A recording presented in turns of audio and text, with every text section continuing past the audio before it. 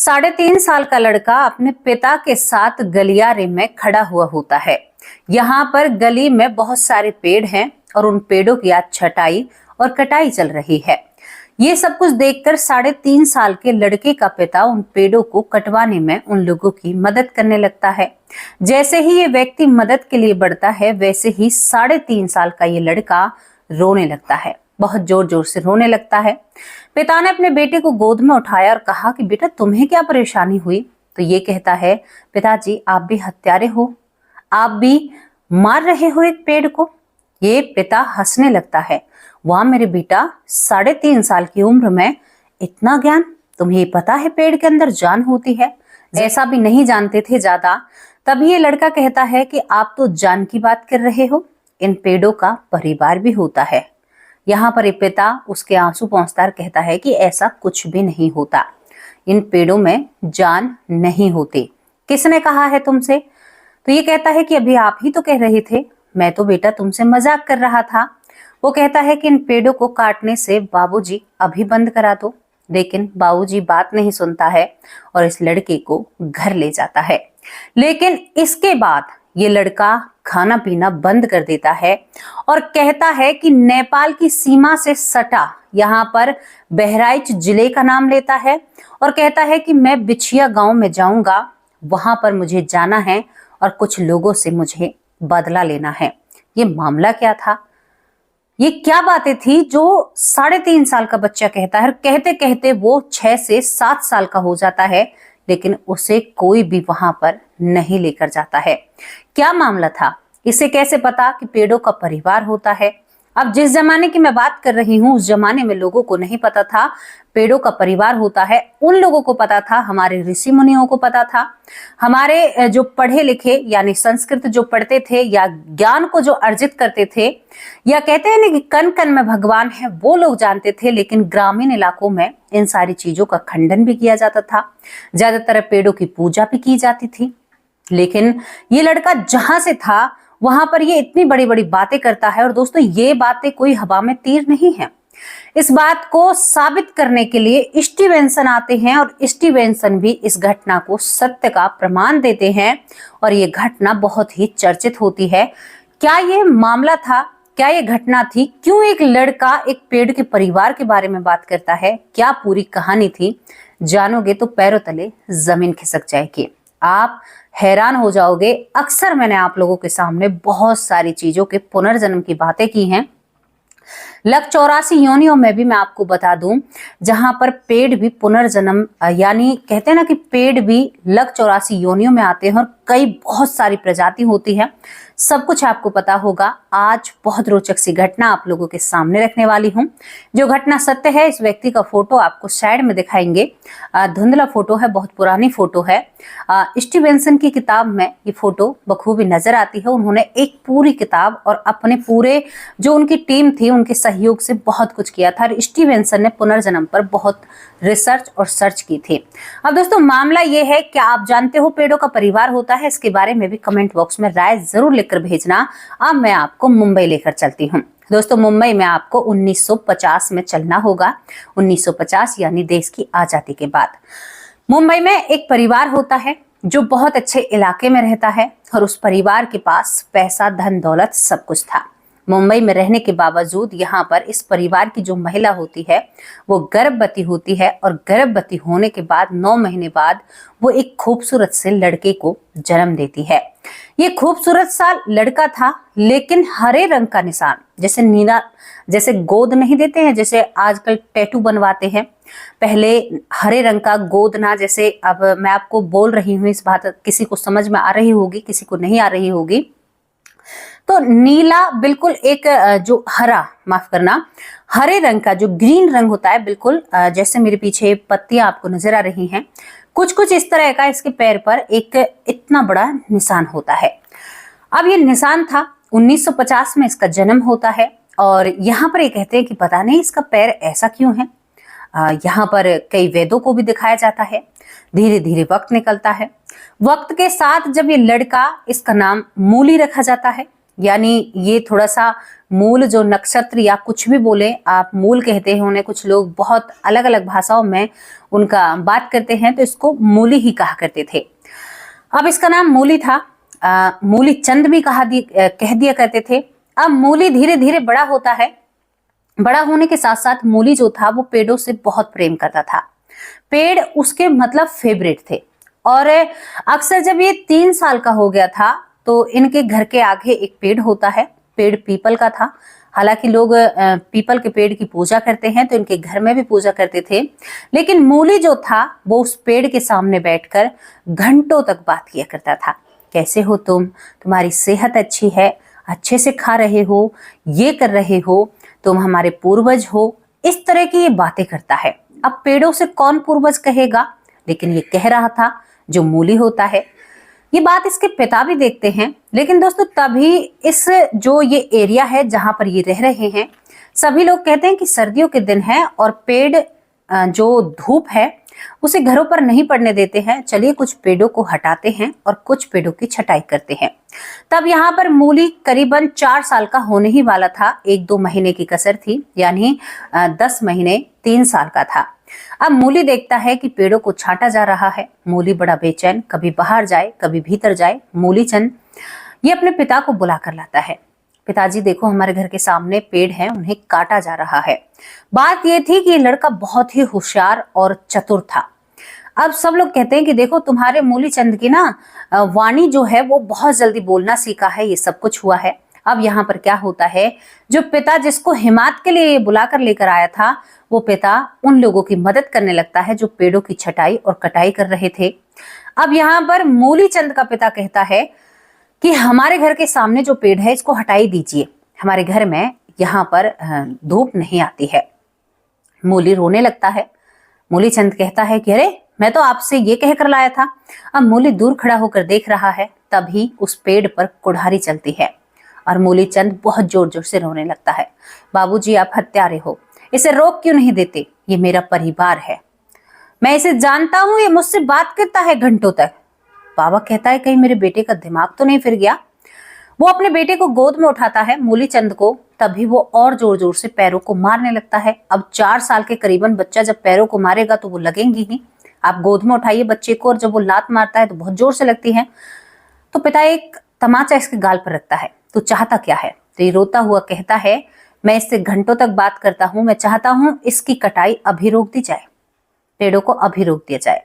अब दोस्तों वहां पर जो लोग थे बड़े बच्चों से प्रेम करने वाले थे, उन्होंने देखा कि बच्चा बहुत ज्यादा विचलित हो रहा है, तो उन्होंने इन पेड़ों की कटाई छटाई रोक दी। मूलीचंद चुप हो जाता है। मूलीचंद को अंदर ले जाया जाता है। मूलों में पैदा हुआ था तो पिता कहते थे कि इसको मूल आती हैं। अब मूल कुछ लोग समझ रहे होंगे, कुछ नहीं, कुछ नक्षत्र का या कुछ ऐसा होता है। बहुत सारा परिवार तो मेरा समझ रहा होगा। अब इसको अंदर ले जाया जाता है, अंदर इससे बातचीत की जाती है। मूलीचंद का पिता कहता है कि बेटा तुमने आज सही नहीं किया। ये कहता है कि बाबूजी आपको पता है इनका परिवार भी होता है, जितने इस गली में पेड़ हैं ये सभी एक दूसरे से जुड़े हुए हैं। पिता कहता है एक पेड़ वहां पर है, एक उससे दूर है, कैसे जुड़ सकते हैं। तो ये लड़का कहता है कि पता है पिताजी, इन पेड़ों ने कितने युद्ध देखे हैं। 1000 साल तक एक पेड़ की उम्र होती है, 5-5 हजार साल तक उम्र बताई गई है। आप कभी बरसाने वृंदावन जाइए, वहां पर आपको 5-5 हजार साल पुराने पेड़, जहां श्री कृष्ण भगवान और लाडली जी रासलीला यानी कुछ भी वहां पर जो होता था वो पेड़ आज भी हैं। दोस्तों आप इधर साइड चले जाइए, यहाँ पर पांडव वन है, एक पांडव वन, कई जगह है पांडव वन, वहां पर भी 5000 साल से भी पुराने पेड़ आज भी अपना वजूद लिए खड़े हुए हैं। यानी उन्होंने क्या क्या देखा। अब ये 4 साल का होने वाला लड़का कहता है कि पिताजी आपको पता है पेड़ आपके पूर्वज हैं। पेड़ों ने ऋतु को बदलते हुए देखा, पेड़ ने समय को बदलते हुए देखा, हमारी उम्र बहुत होती है। पिता कहता है कि तुम हमारी उम्र क्यों कह रहा है, तू तो एक इंसान है। ये लड़का कहता है कि मैं इंसान नहीं हूं, मैं पेड़ ही हूं और मैं पेड़ों को अपना पूर्वज मानता हूं। आप लोग तभी तो पेड़ की पूजा करते हो। अब तक तो आप उसे पूज रहे थे और आज आपने 1 मिनट में उस पर कुल्हाड़ी चला दी। पिताजी हमने वो जमाना देखा है और पता है पेड़ों का परिवार भी होता है। पिता थोड़ा सा मायूस हो जाता है, पत्नी से कहता है तुम्हारे बेटे का दिमाग फिर गया है, ये कैसी उखड़ी उखड़ी बातें कर रहा है, ये बातें मेरी समझ से परे हैं। अब ये पिता अपने बेटे को डॉक्टर के पास लेकर जाता है। अब ऐसे खास डॉक्टर तो उस समय में थे नहीं, लेकिन थे डॉक्टर, और मुंबई जैसे शहर में तो आपको और भी अच्छे डॉक्टर मिल जाएंगे। वहां पर दिखाया जाता है तो डॉक्टर साहब कहते हैं कि बिल्कुल तंदुरुस्त है, इसे कोई दिक्कत नहीं है। अरे दवाई तो तब दूं जब इसको बीमारी हो। यहाँ पर एक पिता कहता है कि साहब मैं क्या बताऊं, पहले तो लोग ऐसे ही आपस में एक दूसरे से बोला करते थे। यहाँ पर मूलीचंद को घर लाया जाता है। घर लाने के बाद मूलीचंद ने खाना पीना छोड़ दिया। अब पिता कहता है कि अब तुम्हें क्या हुआ। पिता गली में भी बात करता है, जो वो मोहल्ला था, कि भाई हमने तो ऐसी पेड़ों की कटाई छटाई की, हमारा बच्चा तो बीमार पड़ गया। गली के लोग देखने के लिए आए। सबसे कहता है तुम लोग बहुत गंदे हो, जब तक पेड़ की छाया मिलती है, जब तक अच्छे से रहते हो, और जब इनकी जरूरत नहीं है तो इनको काटने की सोचते हो। तुम्हारी तरह इनको भी दर्द होता है, इनके अंदर भी जान होती है, ये सब कुछ समझते हैं, तुम्हारी भाषा को भी समझते हैं। अब चारों तरफ हल्ला मचता है कि भाई मूलीचंद जो है उसके ऊपर किसी पेड़ की चुड़ैल का साया है जो ऐसी बातें कर रहा है, पेड़ों से इतना लगाव। लेकिन इससे आगे जो मूलीचंद करेगा वो सबको हैरान भरी बातों से हैरान कर देगा। इसके बाद करीबन 4 से 5 दिन हो जाते हैं, मूलीचंद बिल्कुल भी खाना नहीं खाता है। और क्या शर्त रखता है, पिता कहते हैं कि बेटा तुम खाना कैसे खाओगे, क्या बात है, तुम इतना परेशान क्यों कर रहे हो। तो ये कहता है कि मुझे नेपाल से सटीक एक गांव है, बेचिया गांव, वहां पर जाना है, नेपाल की सीमा, यानी कुछ इस तरह से बताता है। पिता कहता है कि कहाँ नेपाल की सीमा, कौन सा बिछिया गांव, क्या बात कर रहा है, पता नहीं इसके ऊपर किसका साया आया है। अभी लड़का रात को भी रोते रोते सोता और सुबह भी रोते रोते उठता। माँ बाप को कुछ समझ में नहीं आता है। ये फिर एक लड़के को इसको ज्योतिष के पास लेकर जाते हैं, जो थोड़ा सा हाथ वाथ देखते हैं और पत्रा देखते हैं। वहां पर जिनसे ये मिलते हैं, पंडित जी से, वो कहते हैं कि इस लड़के से जो भी इसके मन में बात है उसको पूछा जाए और उस पर अमल किया जाए, अगर तुम अपने बच्चे को अच्छा देखना चाहते हो, वरना इसी हालात में ये रहा तो ये कभी भी बड़ा ही नहीं होगा, इसकी तो जान संकट में आ सकती है। अब माँ बाप इस बच्चे को घर लाते हैं। मूली से पूछा जाता है कि बात क्या है, पूरा परिवार बैठ जाता है। ये कहता है कि मुझे तो वहीं पर जाना है, नेपाल की सीमा पर। मैं पिछले जन्म में एक पेड़ था और मैं पीपल का पेड़ था, और मुझे एक करीम नाम के व्यक्ति ने रात के वक्त मुझे काट दिया था। यानी ये करीम नाम लेता है और कहता है कि मैं रामदीन और उसकी पत्नी बचनी के खेतों में, यानी उनकी जो जगह थी उसमें मैं निवास करता था, रहता था, और वो लोग मेरी पूजा करते थे। मेरी मृत्यु की जाती है मेरी बिना मर्जी के। घर वाले हैरान, क्या पेड़ का पुनर्जन्म हो सकता है, ऐसा तो कभी नहीं सुना। घर वालों की भैया हवाइयां हो जाती है। अब ये बिछिया गांव को भी नहीं जाने, कैसे जाने। कई वकीलों से बात की जाती है, अरे वो तो बड़ा शहर था। वकीलों से बात की जाती है, वकील ढूंढते हैं। अब धीरे धीरे वक्त निकलता है। अब यहाँ पर इससे वादा किया जाता है कि भाई हम तुम्हें लेकर जाएंगे, लेकिन कहाँ लेकर जाएं, कहाँ नेपाल की सीमा और कहाँ मुंबई। 1500 से 1600 किलोमीटर का फासला, इतनी दूरी। अब यहाँ पर धीरे धीरे वक्त निकलता है, ये 5वीं साल में चल जाता है। 5 से ऐसे कहा जाता है कि फिर ले जाएंगे, पैसों का इंतजाम, जबकि पैसे थे पास में, अच्छे हालात में ये परिवार होता है। सभी लोग कहते हैं कि अरे भाई तुम्हारे बेटे को पिछले जन्म की बातें याद है, ये बातें तो निकालनी चाहिए। दोस्तों ये बातें फिर फैलने लगती हैं, और फैलने के बाद ये एक अखबार में भी आती हैं, और अखबार में इन बातों को छापा जाता है। ये बातें फिर स्टीवेंसन के पास पहुंचती हैं। स्टीवेंसन जो पुनर्जन्म पर रिसर्च कर रहे थे, अब तक उन्होंने इंसानों का ही जन्म देखा था, लेकिन ये एक पेड़ का जन्म था। वाकई में ही क्या जो यहाँ पर हिंदू हैं उनके शास्त्रों में, उनके वेदों में, उनके ग्रंथों में जो लिखा है, क्या ये सच में ही सच है। स्टीवेंसन का रुझान है जो हिंदू धर्म के प्रति बढ़ने लगता है। भाई ये क्या है, मुझे तो इसके बारे में जानना चाहिए। स्टीवेंसन जो हर जगह को खंगाल लिया करते थे, अब वो यहाँ पर आते हैं। तब तक करीबन 55 से 1956वां साल चलता है, यानी ये 6ठी साल में चल जाता है। इसके चारों तरफ चर्चे हैं, पेड़ों के बारे में बच्चों को बहुत कुछ बताया करता था। कहता है कि मैं बिछिया गांव जाऊंगा ना, उस जगह को भी बताऊंगा, और पेड़ ना जड़ों के जरिए एक दूसरे को वाइब्रेशन यानी एनर्जी प्रदान करते हैं।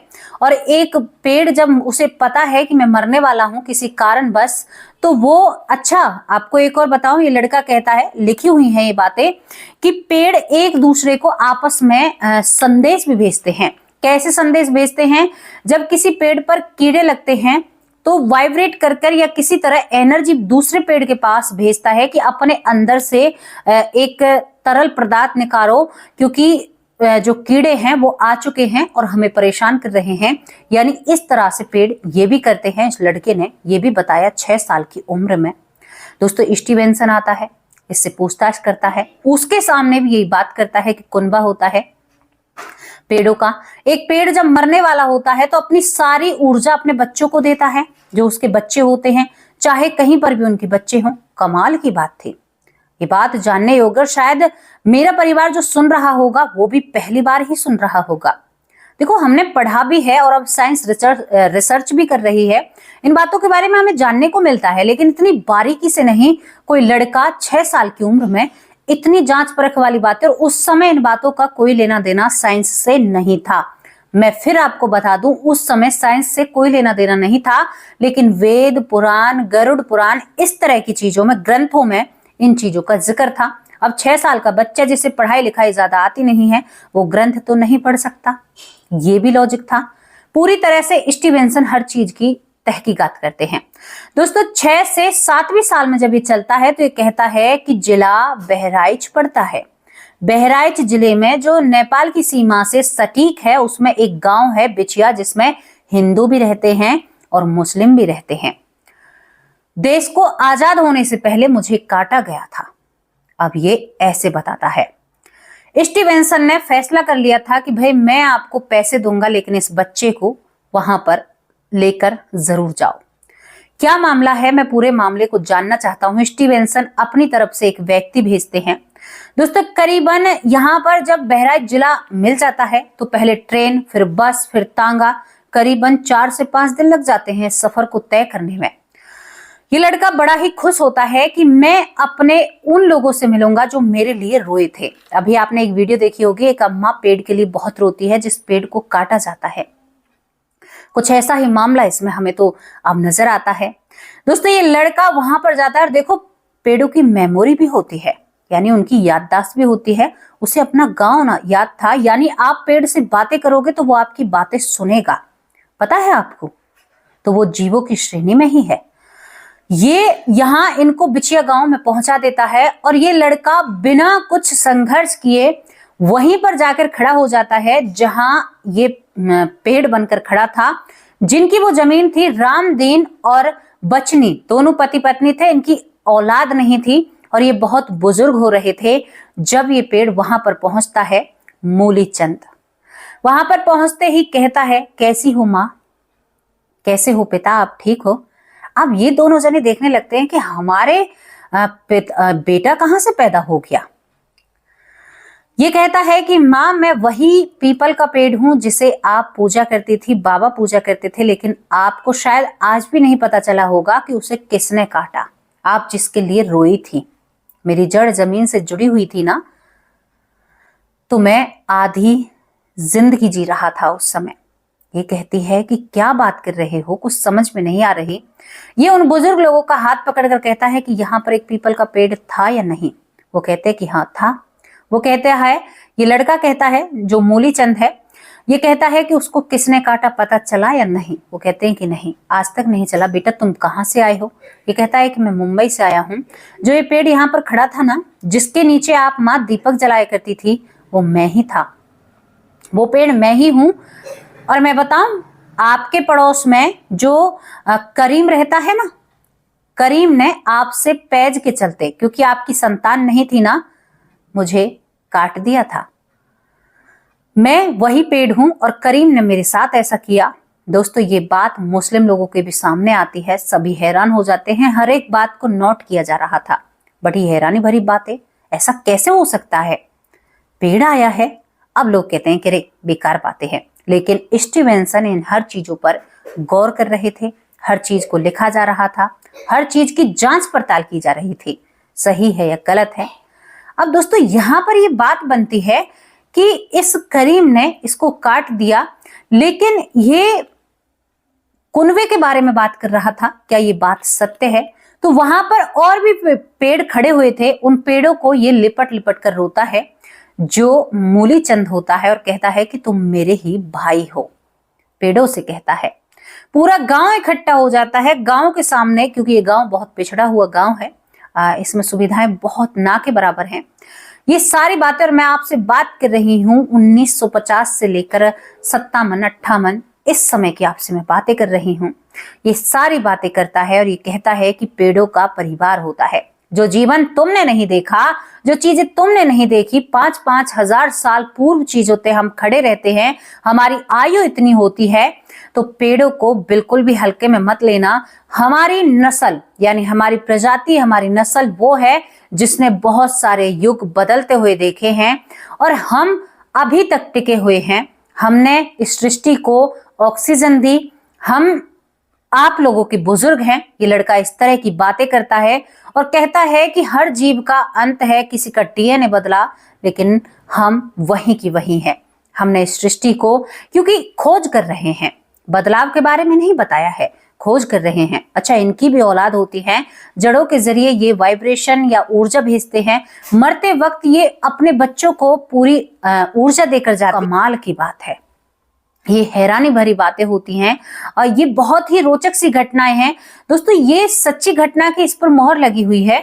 मूलीचंद के बारे में आप क्या कहना चाहोगे? हालांकि मूलीचंद इस दुनिया में नहीं है, लेकिन ये वो घटना है जो पूरे विश्व की, मैं आपसे कहूं पूरे विश्व की, इससे पहले मैंने एक और घटना बताई थी, पूरे विश्व की वो घटना तो अभी फिलहाल चल रही है कि एक पीपल के पेड़ का पुनर्जन्म हुआ। वो व्यक्ति आज भी जीवित है, वो कहता है कि मैं पीपल का पेड़ बना, और वो आज भी कहता है कि मैं स्थान पर पीपल का पेड़ रहा और अपनी मृत्यु वो अपने हाथों से करता है। वो स्टोरी मैंने आपको बताई जहां पर वो पीपल का पेड़ कहते हैं, एक बिना बच्चे की माँ उसके नीचे जाकर रोती थी, एक मुझे बेटा चाहिए, भगवान मुझे बेटा दे दीजिए। और हाँ, यहाँ पर ये लड़का एक खुलासा और करता है, कहता है कि पीपल के पेड़ में लक्ष्मी जी और विष्णु जी का वास होता है, इस पर सभी प्रकार के भूत प्रेत रहते हैं।